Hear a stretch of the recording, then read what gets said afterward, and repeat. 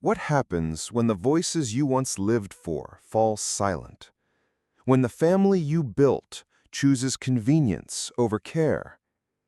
That was the question echoing in Edward Hale's mind as he opened his eyes to another gray morning. The clock beside his bed blinked 6:45 a.m., but time had lost its meaning since the heart surgery 3 weeks earlier. The doctors had called it a miracle recovery. To Edward, it felt less like a miracle and more like a sentence. Not because of the surgery itself, but because of the silence that followed. His wife had passed years ago, and in those days he had thought the bond with his children, Claire and Thomas, would only grow stronger. He had poured every ounce of himself into them, paid off their college loans, co-signed mortgages, even dipped into retirement savings to help them when they stumbled.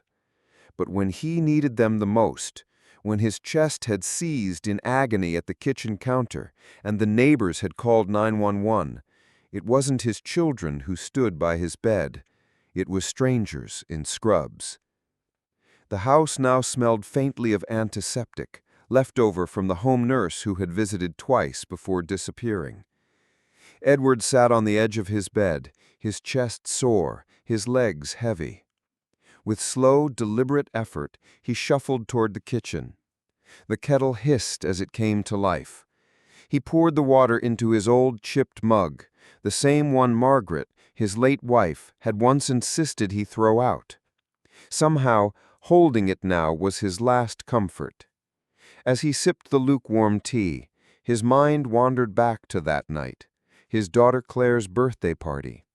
He had been in the hospital, fighting for breath, while photos surfaced on Facebook of her laughing, wine glass in hand, surrounded by friends. No call, no visit, not even a message. Thomas was no better, off on a weekend golf trip while his father clung to life. The betrayal wasn't loud, it wasn't angry, it was silence. And silence can cut deeper than any word. The sudden chime of the doorbell snapped him out of thought. A sharp, demanding sound, not the gentle press of a caring visitor. Edward's pulse quickened. He knew who it would be. Through the glass, he caught the outlines. Claire and her husband, Robert. Their postures were stiff, their knock too forceful, too practiced. This wasn't a visit of concern. This was a visit of intent. Edward opened the door slowly, leaning on the frame for support.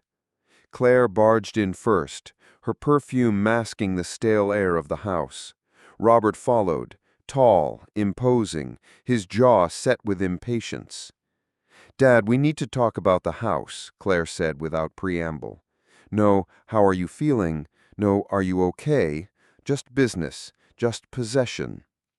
Edward's grip on his cane tightened. His heart thudded, but not from weakness, from clarity. They weren't here because of love. They were here because of assets, control, and the assumption that he was too broken to resist. "Sit down," Edward said, his voice low but steady. "If we're going to have this conversation, it will be on my terms." Claire hesitated. Robert narrowed his eyes, but they complied. As they sank into the living room chairs, Edward felt a quiet strength fill him. They thought his silence meant surrender. They thought his age meant weakness. But Edward Hale had spent a lifetime building, sacrificing, and protecting. This wasn't surrender. This was the beginning of a new kind of fight. And as he straightened his back, one thought echoed in his mind. Sometimes the greatest battles aren't fought in hospitals or boardrooms. They're fought in your own living room, against the very people who share your blood. Have you ever noticed how silence in a room can feel heavier than shouting? That's exactly what lingered in Edward Hale's living room as he faced his daughter Claire and her husband, Robert. They sat across from him, postures rigid, eyes sharp. Claire, once the little girl who clutched his hand at county fairs, now stared at him as though he were an obstacle. Robert's presence was worse, arms folded, jaw tense, every inch of him radiating authority. Edward sipped his tea slowly, steadying his hands. He had learned something important over the last few weeks. When people reveal their intentions, you don't rush. You listen. You let them speak, and in their eagerness, they expose themselves. Finally, Claire broke the silence. "Dad, we've been talking, and it's time we discuss your future. You're not well enough to live alone. This house is too big for you. It makes sense for us to take over, manage things for you." The words slid out smoothly, rehearsed. Edward's chest tightened, not from the remnants of his fart surgery, but from the sting of realization. This wasn't about his safety. It was about control. Robert leaned forward, his tone clipped. "You need guardianship, Edward, for your own good. Courts don't look kindly on older folks making reckless decisions. Better we step in before others do." Guardianship. The word rattled in Edward's bones. It wasn't a helping hand, it was a cage. If granted, it meant they could control his money, his house, his independence. Everything he had worked for, reduced to signatures they would wield. Edward placed the cup down with deliberate care. His eyes, still sharp despite the wrinkles surrounding them, met theirs. "I may be old, but don't confuse age with weakness," he said evenly. "I can still make decisions for myself." Claire's practiced composure cracked. "Dad, why are you being so difficult? We're only trying to help." Edward chuckled softly, though there was no humor in it. "Help? Where was this help when I was lying in the hospital bed? Where was this concern when I needed you most? Don't tell me this is about me. This is about the house, about the bank accounts, about control." The words landed like stones. Claire's face flushed, Robert's jaw clenched tighter. The truth had cut through the performance. But Edward knew something else too. Truth wasn't enough. People like Claire and Robert didn't give up because of words. They would scheme, twist, and push until they got what they wanted.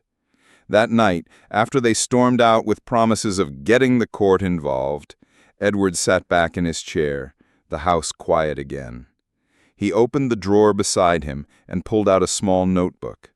His engineer's handwriting filled the pages, records of dates, conversations, every neglect, every manipulation since his heart surgery. He had been preparing, quietly, methodically. And now, the first line of his defense was ready. The notebook wasn't just paper, it was evidence. Edward whispered into the silence of his home, "If this is a war, then let it be a war, but I'll fight it on my terms. They think they know me, but they've forgotten. I built my life on structure and precision, and I'm not done building yet." The room felt lighter as he closed the book. For the first time since his heart surgery, he wasn't just surviving, he was strategizing. Because betrayal doesn't end with a slammed door. It begins there. Have you ever noticed how a lawyer's office can feel both safe and intimidating at the same time? For Edward Hale, walking into James Whitaker's office was like stepping into a different battlefield, one fought with documents instead of fists, signatures instead of shouts. The mahogany desk gleamed under the soft light. Certificates lined the wall, each frame a quiet reminder of victories earned. Edward lowered himself into the leather chair opposite James, a man in his mid-50s with sharp eyes that seemed to scan through both paper and people. James leaned back, steepling his fingers. "So, Edward, tell me, why do you think your daughter and son-in-law want guardianship over you?" Edward didn't flinch. He slid the worn notebook across the table, its pages filled with his careful handwriting. "Not because I'm incapable, because I'm inconvenient. They want the house, the accounts, the control, everything I've worked for."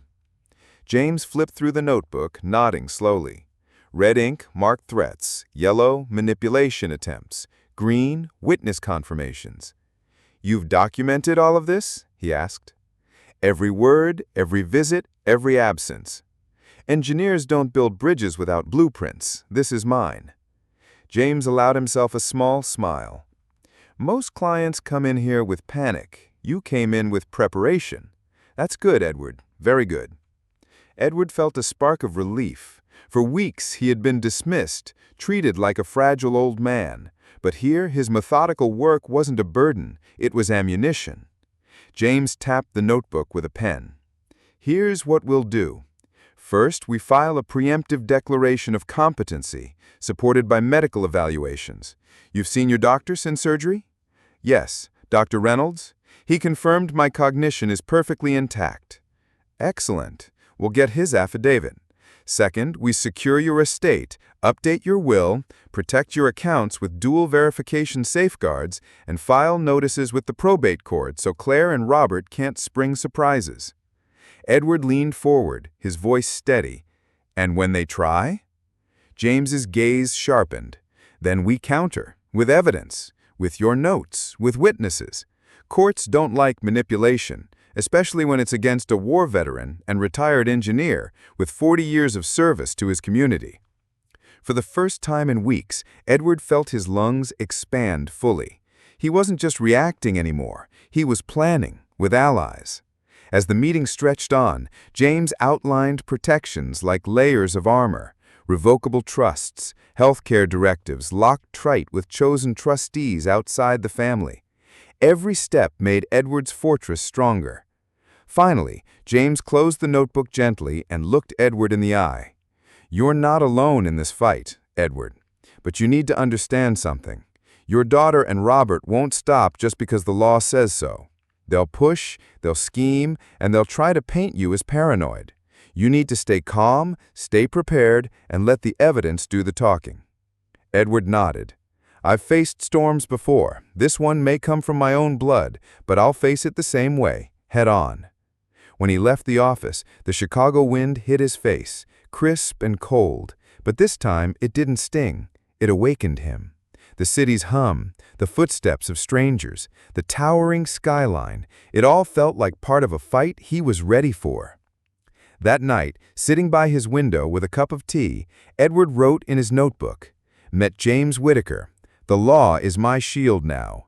Claire and Robert think they've cornered me. They have no idea I've only just begun."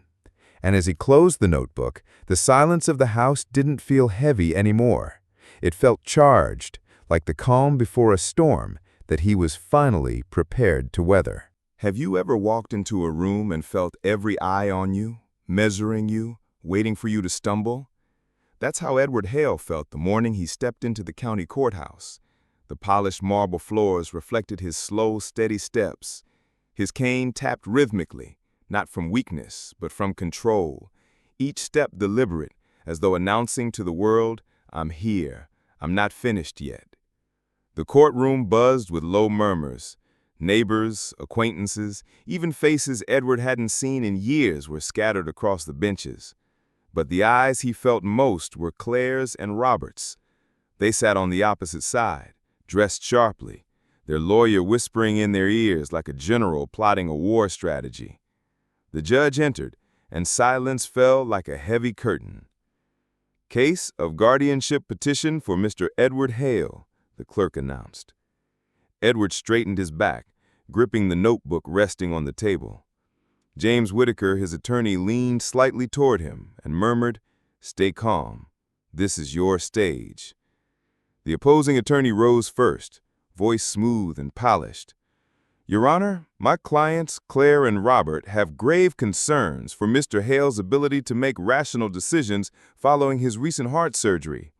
They have observed erratic behavior, impulsive changes to his financial arrangements, and resistance to necessary care. We fear he is vulnerable to exploitation." Edward felt his jaw tighten. Exploitation? From his own flesh and blood? James stood, his tone firm but respectful. "Your Honor, what my learned colleague describes as erratic behavior is in fact a man defending his independence against undue interference. We have documented evidence, medical affidavits, and sworn statements from the community members attesting to Mr. Hale's clarity of mind." The judge turned to Edward. Mr. Hale, you may speak. Edward rose slowly, cane in one hand, notebook in the other. His voice, though aged, carried a steel edge. Your Honor, I am Edward Hale. I built bridges for 30 years in this city. I paid taxes, served in the army, and raised my daughter to know the value of work. Now, because I survived a heart surgery, I'm treated as if I've lost my mind. He opened the notebook, its pages rustling like weapons unsheathed. For 3 weeks, I've recorded every conversation, every threat, every attempt by Claire and Robert to manipulate me and those around me. Dates, times, witnesses. You'll find affidavits from my neighbors, my doctor, even my pastor, each confirming my competence. The courtroom stirred, people leaned forward, Claire's face flushed, mascara already beginning to smudge. Robert shifted in his seat, jaw clenched tight. The opposing attorney tried to interrupt. Your Honor, anecdotal testimony does not substitute for professional. James cut him off smoothly, sliding a folder onto the bench. And here is Dr. Reynolds' affidavit, cardiologist, post-surgery evaluation.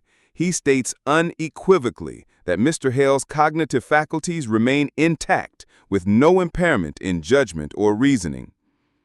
The judge raised an eyebrow, scanning the document.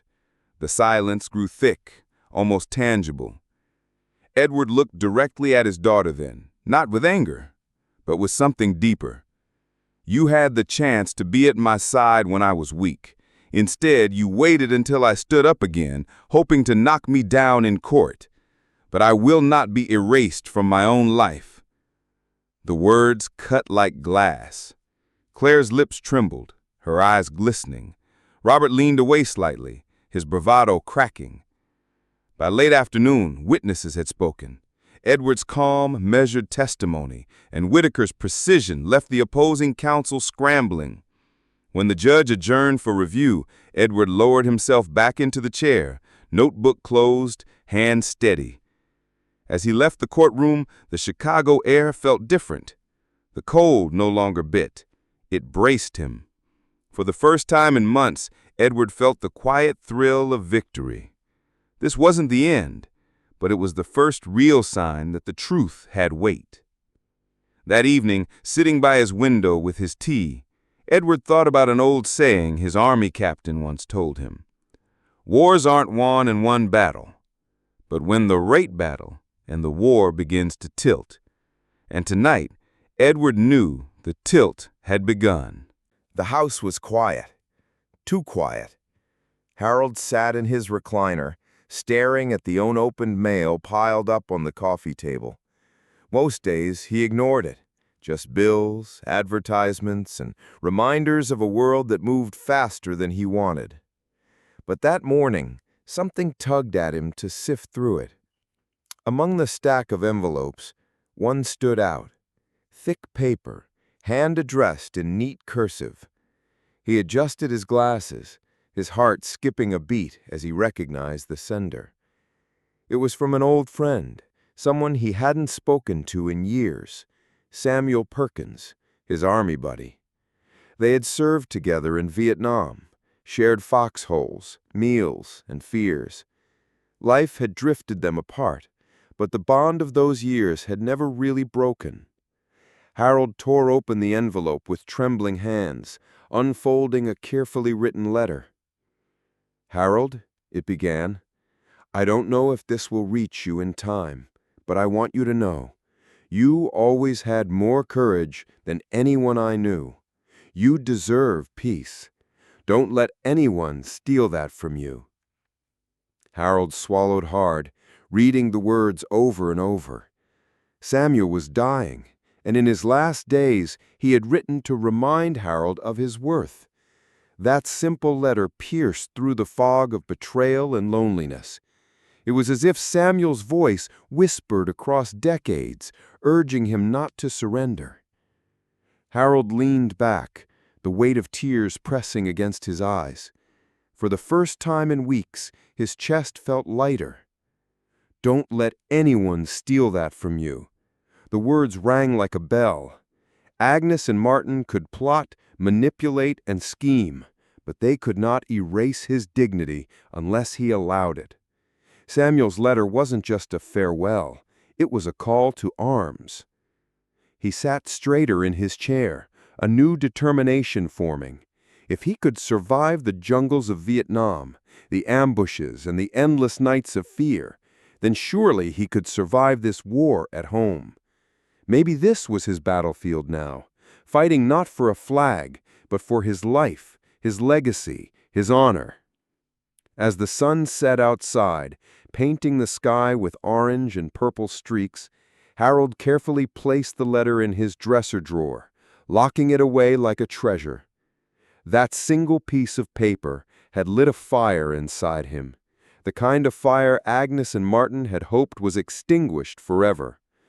But they were wrong, very wrong, for Harold Dunn was about to rise again, and he would not go down quietly. The next morning, Harold woke before sunrise, as was his habit. The house was silent, save for the faint hum of the refrigerator and the occasional chirp of a bird outside. He brewed his coffee, the rich aroma filling the kitchen, grounding him in the calm before the storm. Today was different. Today he would no longer wait for Agnes and Martin to make a move. He would take control. He opened his notebook, the one he had kept since his hospitalization. Every detail, every manipulation, every attempt by his daughter and son-in-law to undermine him was meticulously recorded. This notebook was no longer just a diary. It was ammunition. With the precision of an engineer, Harold planned his first strike. His target was clear. The bank accounts they had always assumed would be theirs. He called Janet Chan at the local branch of National Trust Bank, explaining that he wanted additional security on every account. No access without notarized approval from my lawyer. Every transaction verified, he instructed firmly. Janet paused, impressed by the clarity and authority in his voice. "Of course, Mr. Dunn. I'll implement it immediately." Satisfied, Harold moved to draft letters to his neighbors, local businesses, and anyone who might be unwittingly manipulated by Agnes and Martin. Every note was carefully worded. Any inquiry about his finances or decisions must go through his attorney. No gossip, no false statements, no misdirection. Every action Harold took sent a subtle but unmistakable signal. The game had changed. By mid-morning, Harold met with James Mitchell, his attorney, to discuss contingencies. The office smelled of polished wood and leather, familiar and comforting. Mitchell nodded approvingly at Harold's preparation. "They've already planted seeds of doubt among neighbors and businesses. But with this documentation, their attempts will fail before they even reach the court." Harold leaned back, letting the weight of preparation settle over him. "It's time they learned," he said almost to himself. "Every move I've anticipated, every lie I've recorded, it all leads to this." By mid-morning, letters were sent, calls made, and security measures tightened. Every step Harold took fortified his position, ensuring that Agnes and Martin's usual manipulations would bounce harmlessly off his defenses. It was strategy, patience, and precision, an invisible fortress built one decision at a time. At precisely 12:17 p.m., the doorbell rang. Harold's heart didn't race. He had anticipated this. Opening the door, he saw Agnes and Martin, their expressions a mix of anger and desperation. But this time, he felt no fear, no hesitation. He was calm, composed, and ready. "Dad, this isn't over," Agnes said, her voice sharp but tinged with uncertainty. "It's over for you," he replied steadily. "You've underestimated me. Every move you thought would work, I've prepared for it." Martin's usual bluster faltered. He stepped closer, trying to intimidate, but Harold didn't flinch. "Without access to my accounts, without inheritance, your options are limited. Everything is secured, documented, and visible to the court." Agnes sank into the couch, tears streaking her face. "We'll be better. We'll call, we'll visit, everything," she pleaded. His voice softened, but remained unwavering. You'll change because you face consequences, not because I forgive easily. You abandoned me when I needed you most. Now you see the cost of your choices." Without another word, he opened the door fully. Agnes and Martin stepped back, their power finally diminished. They left in silence, a mixture of rage, confusion, and reluctant acceptance trailing behind them. Harold closed the door, locking it, and exhaled. For the first time in weeks, he felt the surge of control, power not over money, but over the story of his own life. He returned to his armchair, tea in hand, notebook at his side, and reflected on the quiet victory. The storm had passed. For now. But Harold knew the battle was far from over. The morning sunlight streamed through the blinds, casting sharp lines across Harold's living room. He sat in his armchair, notebook open, coffee steaming on the side table. Every entry, every documented interaction, every phone call and letter, meticulously recorded, was now a weapon. Today, Harold would turn preparation into action. By 10 a.m., James Mitchell arrived, briefcase in hand. His team followed shortly after, ready to implement the next phase of their strategy. Harold laid out the plan. "We need preemptive filings, notices to the probate court, and clear instructions to all financial institutions. Agnes and Martin will try everything. We need to make sure nothing slips through." Mitchell nodded approvingly. "Your documentation is exceptional. With affidavits from laborers, business owners, and your doctor, plus notarized statements of your mental clarity, we can neutralize any claims of incompetency before they even gain traction." Harold detailed the steps he had already taken. Letters to neighbors explaining that any questions about his affairs should only be directed to his attorney. Strict banking safeguards, and a record of all manipulative attempts by Agnes and Martin. Every detail was color-coded in the notebook. Red for threats, yellow for manipulation attempts, green for verified witnesses. At noon, the preemptive notices were filed. Copies went to the probate court, banks, and legal representatives. Every move was deliberate, a subtle but unmistakable message. The estate was no longer negotiable. Every step Agnes and Martin might take had already been anticipated. By 12:30 p.m., the doorbell rang. Harold didn't flinch. Opening it, he found Victor, his longtime friend, holding a thermos of coffee and a small folder of documents. "Thought you might need backup," he said with a grin. Harold smiled, appreciating the gesture. True support wasn't always family. It was the people who showed up when it mattered. As Victor stepped inside, Harold felt a surge of calm. With friends, lawyers, and meticulous preparation, he was ready for whatever came next. They'll push, they'll manipulate, and they'll lie. But every move they make is logged, documented, and countered. We control the narrative now. Afternoon passed with Harold and his team coordinating communications, confirming witness statements, and reinforcing banking restrictions. By the time the sun dipped low over Lake Michigan, the legal fortress around Harold's independence was nearly complete. Agnes and Martin could challenge him in court, try to sway neighbors or spread rumors, but every path had already been blocked. At 6:17 p.m., the doorbell rang again.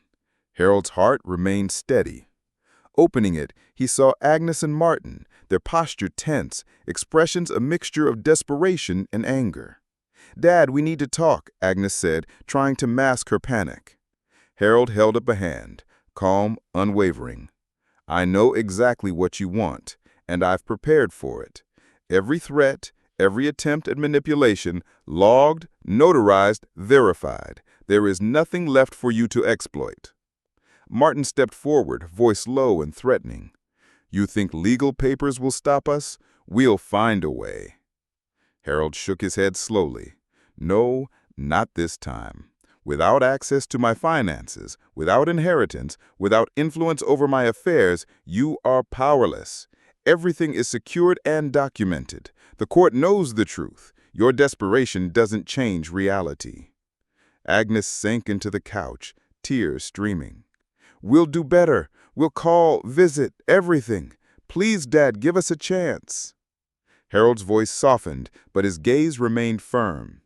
"You face consequences not because I'm cruel, but because your choices demanded them. Neglect and manipulation come at a cost. Today, you see that cost clearly." They left shortly after, subdued, powerless against the legal fortress he had built. Closing the door, Harold exhaled slowly, taking a moment to savor the quiet. The storm might return, but for now, he had taken the upper hand. That evening, he sat by the window, notebook open, reviewing every entry once more. Outside, the city lights reflected on the lake, serene and indifferent to the battles fought in a quiet suburban home. Harold realized the truth Victor had shared. Family isn't just blood, it's who shows up when it matters. He had true allies, and he had control. For the first time in weeks, Harold felt a rare sense of calm.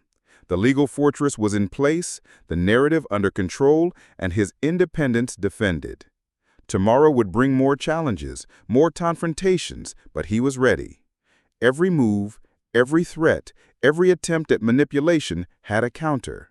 The battle for his life, his dignity, and his autonomy was far from over.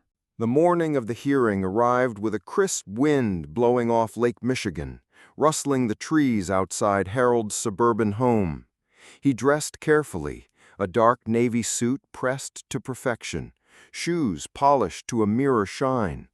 His notebook, a thick binder of meticulously recorded events, was tucked under his arm. Today was more than a hearing. It was the culmination of weeks of strategy, planning, and preparation. As he entered the Cook County Probate Court, familiar faces from the community nodded politely. Some were friends, others neighbors who had observed the manipulations firsthand. But all eyes would soon turn to him, the man whose independence and judgment were under attack by his own family. The courtroom was tense. Harold's daughter, Agnes, sat beside her husband, Martin, both exuding a mix of aggression and desperation. Their attorneys whispered urgently, passing documents back and forth. Harold felt no fear, only focus. The judge entered, gavel striking decisively. Silence fell immediately.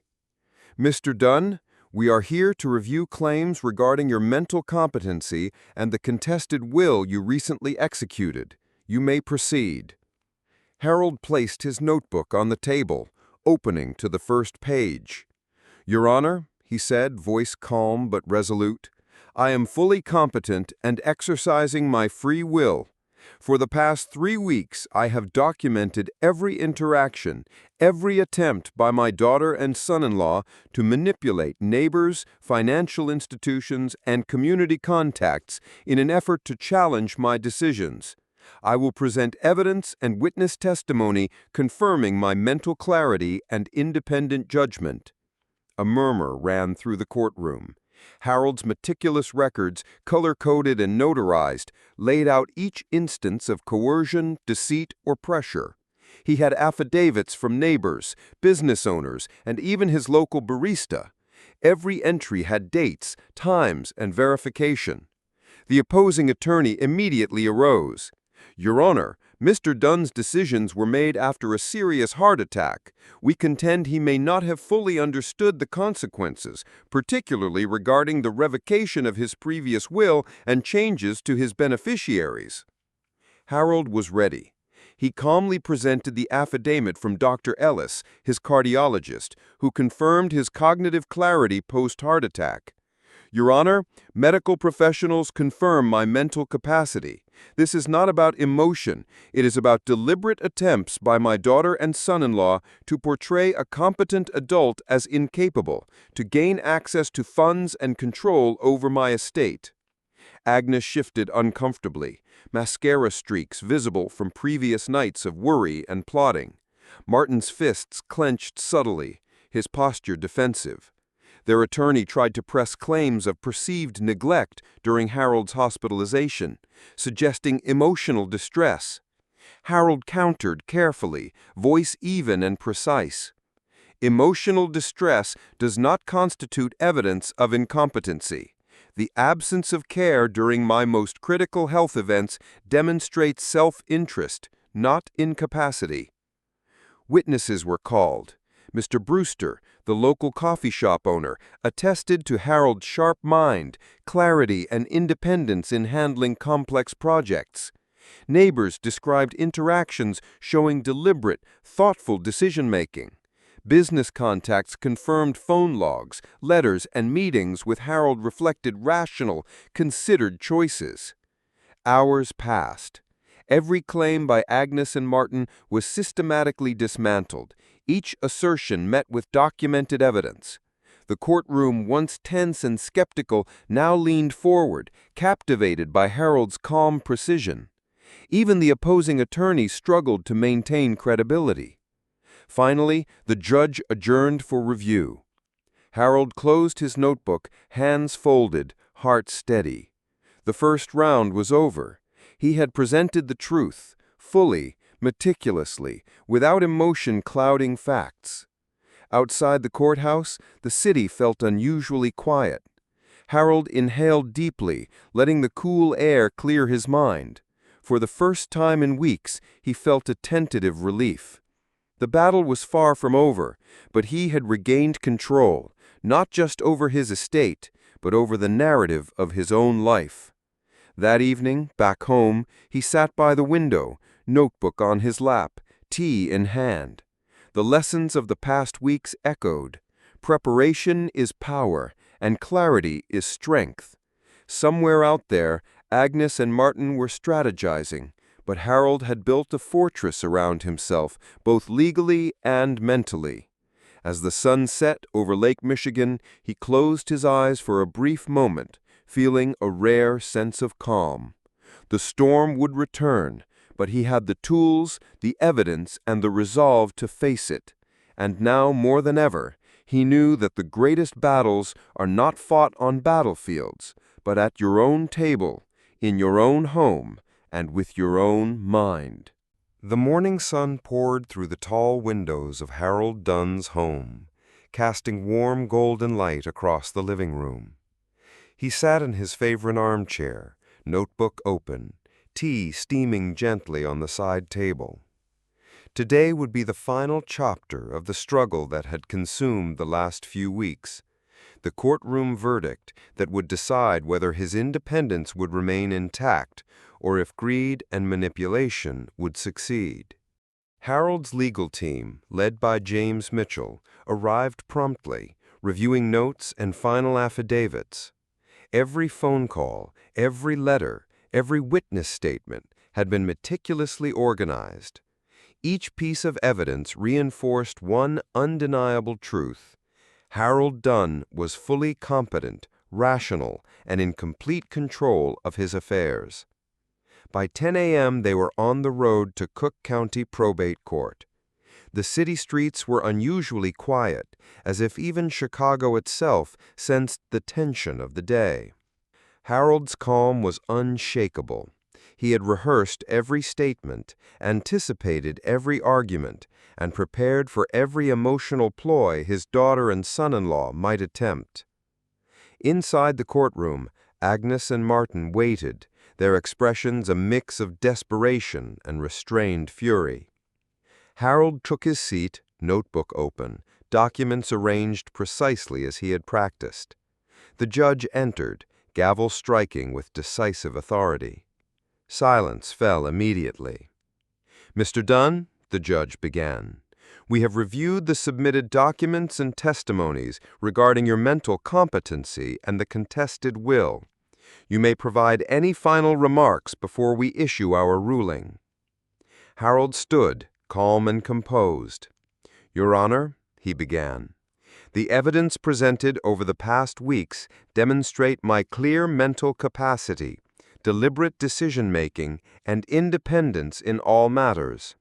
The claims by my daughter and son-in-law are based solely on self-interest and a desire to manipulate circumstances for personal gain. I have provided notarized records, affidavits, and medical confirmation from my cardiologist, all affirming my sound judgment and competence." Agnes attempted to interject, her voice trembling. "Your Honor, he's—" "Silence," the judge said firmly, cutting her off. Harold's calm gaze never wavered. He had anticipated this tactic. Martin's attorney tried to introduce emotional arguments, but Harold countered effortlessly, demonstrating that feelings, no matter how intense, do not equate to cognitive incapacity. Witnesses who had observed the manipulations, documented threats, and interactions with Harold testified again, reinforcing his claims. Even the court clerk seemed impressed with the meticulous precision of his records. Each entry, each affidavit, each note corroborated a single undeniable fact. Harold was fully capable of managing his life and decisions. After hours of testimony and careful deliberation, the judge finally spoke. Having reviewed the evidence, testimonies, and documentation, the court finds in favor of Mr. Harold Dunn. The will stands as executed. There is no evidence to support claims of incompetency or undue influence. Mr. Dunn retains full control over his estate and personal affairs. A quiet but profound relief washed over Harold. The courtroom seemed to exhale alongside him. Agnes and Martin remained seated, stunned, their plans utterly dismantled. Harold returned to his seat, notebook closed, hands resting calmly on his lap. The victory was complete, not just in legal terms, but in reclaiming control over his life. Outside, the crisp Chicago air felt sweeter, sharper. Harold walked slowly to his car, noticing details he hadn't appreciated in weeks. The laughter of children playing, the sunlight reflecting on the lake, the everyday rhythm of life continuing uninterrupted. He realized that the battle had not only tested his preparation and intelligence, but had reaffirmed the value of clarity, foresight, and steadfast resolve. Back at home, Harold poured a final cup of tea, savoring the warmth. Victor called, his voice full of relief and admiration. "Harold, you did it. You faced them, you documented every move, and you never wavered. That's real strength." Harold smiled softly. "Thank you, Victor. It wasn't just about winning. It was about proving that careful planning, integrity, and clear thinking can protect a life from greed and betrayal."